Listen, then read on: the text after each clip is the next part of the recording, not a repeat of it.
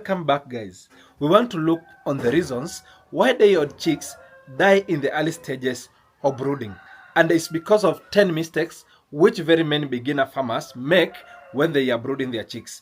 My name is Lenson Mumo, and I assist farmers launch successful poultry farms. In the past 3 years, we introduced ASO F1 dayold chicks, which is sell at 95 Kenya shillings, and we have also of recent introduced now the broilers, which we sell at 100 Kenya shillings, and we have also introduced the commercial layers, which we sell at 160 shillings. So guys, we do not only offer that, we ensure that we walk with you the journey from the beginning. We grow together up to the time you are going to go to the market. And the most important aspect, we also ensure that when you are doing your poultry house construction, we offer consultancy, or you can contract us, then we do the construction for you. So let's get into today's topic, guys. You realize very many farmers don't understand what really happens when they are brooding their chicks. You realize in the early stages, at around week 1 to week 2, you realize there is high level of mortality. As very many farmers, especially the beginner farmers, don't know especially what to do. Some people think getting quality chicks alone can guarantee you success in brooding. But quality chicks is one aspect, and there are other important aspects which you need to consider in. And I want to start with the most important aspects. I've realized during brooding, you realize if you are a beginner and you did your brooding maybe in the hot season, and you have also now met with the cold season of brooding, you realize these two seasons you are going to get different experiences. So the mistake number one very many beginners make, it is when it comes now to brooding of dayold chicks. You realize very many beginner farmers, they don't understand how they need to provide now the brooder heat to the birds, and they don't know when to increase the brooder temperature or when to reduce the brooder temperature. And that's where you realize now at that point very many farmers are losing their birds. And I just want to give you a very simple process to know when to increase the brooder temperature or when to decrease the brooder temperature, so that you may be able to do the right thing. Before we even get to that, there are 4 options when it comes now to brooding. The option number 1, if you are in a place where there is no electricity, like in my breeder farm, as you can see, what you can be able to use, you can be able now to use the brooder pot. And when I talk of the brooder pot, I'm talking about you are going to use the charcoal to do your brooding. Number 2 mode of brooding, you can use now the brooder jiko, which also uses the charcoal. And number 3, you can use the gas brooder if you are in a place where there is no electricity. But if you have you are in a place where you have a connectivity to electricity, make sure you use now the brooding bulbs, which also work perfectly. But the challenge is that you might have some power blackouts and you don't have a backup. So in that case, make sure you always have a backup of a brooder jiko, a gas brooder, or any other form of heat to your birds. So very many farmers, especially during these cold seasons, it is a hard time to brood chicks. What they normally do, they normally now have to brood their chicks with very low brooder temperatures. And if the brooder temperature normally go below that 2 degrees Celsius, you realize your chicks will start coming together. Then they will kill each other just because they will be looking out for warmth. Just like young children, young kids, when they are born, the way they are pampered with these heavy blankets, heavy rompers, the same case now when it comes to chicks. Because these chicks have been hatched in artificial manner, and we don't have a chicken mother to cover them during the cold seasons and also during the night, you as the farmer, you need an understanding on how you are going to ensure that the brooder is above 34 degrees Celsius. It should not go below the 2 degrees Celsius. And how do you ensure that the brooder temperature is at okay when you don't have even a thermometer? The best thing, you make sure you observe the behavior of the birds in the brooder. If the birds are dispersed all over the brooder, then it means the brooder is at optimal. But you might be able to see some instances where you realize the birds are coming together, they are clumping together. That means the brooder temperature is low and you need now to increase now the brooder heat. But sometimes you might see now the birds now they are running away from the brooder jiko. What normally happens at this point in time, you realize the brooder temperature is very high and you need now to reduce it. So you realize very many mortalities happens due to these temperature fluctuations during now the brooding stage. And I don't want you to make a mistake in this. So make sure you provide your chicks with adequate brooding temperature. And that is the point number 1.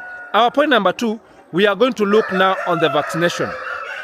Very many beginner farmers, they don't know when to vaccinate their birds and how to vaccinate their birds. How you need to do it, you need to follow a full vaccination schedule, which is going to follow from day 1 out to the last day of vaccination. And in our case, when we give you day-old chicks, we normally ensure that we accompany the chicks with a vaccination schedule and a feeding schedule, so that you may understand when to vaccinate which disease and how to vaccinate it and how to administer it in the best appropriate manner. We also issue you with a feeding chart to understand at what age, how many grams of feed does each chick is going to consume. So you need to also have a knowledge, understanding on how you are going now to vaccinate your birds. For example, our chicks are pre-vaccinated against Marex. What normally happens, we give you now the chart where you start now the vaccination at day 7, where you do now the first Newcastle, then day 14 you do the first Guboro, day 21 you do the second Guboro, day 28 you do now the second Newcastle, then on day 35 you do the fall pox, then day 42 you do now the fall typhoid. Then ensure now on week 10 you deworm your birds. That is the vaccination schedule we normally issue to you when you get now the chicks. So ensure that you get to understand how to vaccinate your birds and how to administer now the vaccination to your birds.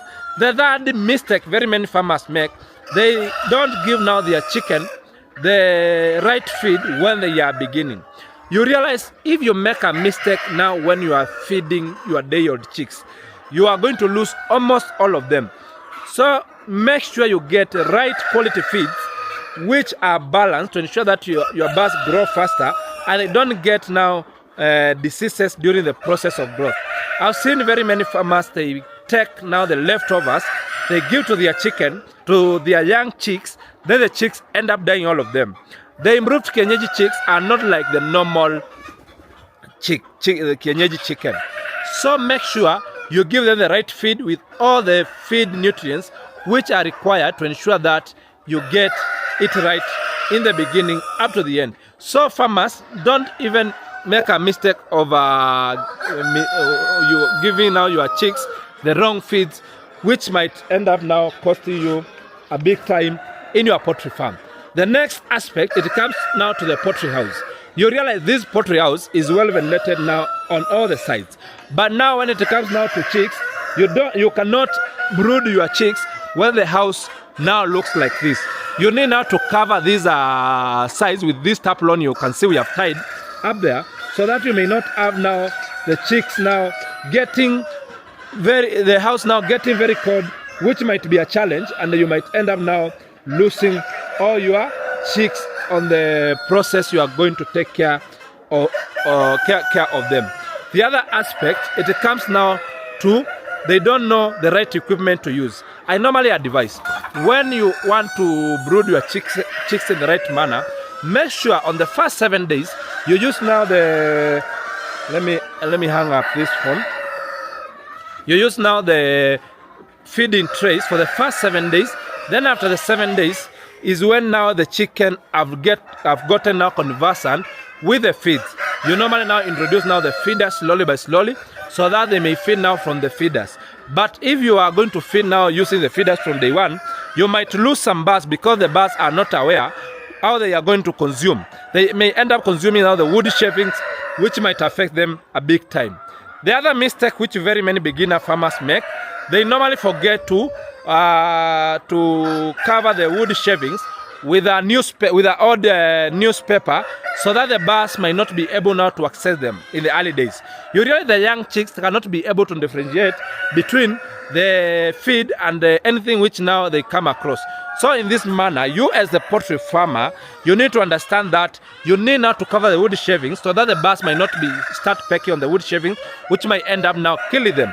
Sometimes also the wood shavings might bring in the chronic respiratory disease, which might now affect the young chicks, which will now be an hectic to you when you start now the process of taking care of your bath. So ensure that you put these considerations into place.